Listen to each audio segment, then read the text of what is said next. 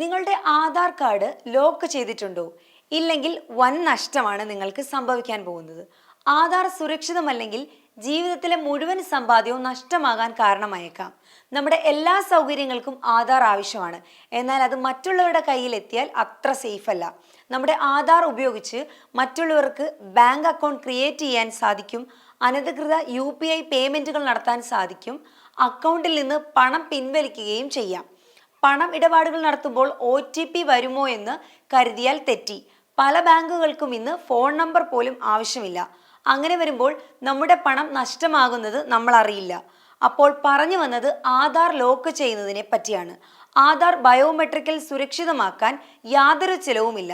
1 minute മാത്രം മതി. ഒരു പരിധിവരെ തട്ടിപ്പിൽ നിന്ന് ഒഴിഞ്ഞു നിൽക്കാൻ നമ്മൾക്ക് ഇതുകൊണ്ട് സാധിക്കാം. ഇനി ഇത് എങ്ങനെ ചെയ്യാമെന്ന് നോക്കാം. UIDAI ഔദ്യോഗിക വെബ്സൈറ്റ് സന്ദർശിക്കുക. മൈ ആധാർ ഭാഗത്തിലേക്കും തുടർന്ന് ആധാർ സർവീസ് എന്നതിലേക്കും പോകാം. ലോക്ക് അൺലോക്ക് ആധാർ അല്ലെങ്കിൽ ലോക്ക് അൺലോക്ക് ബയോമെട്രിക് തിരഞ്ഞെടുക്കുക.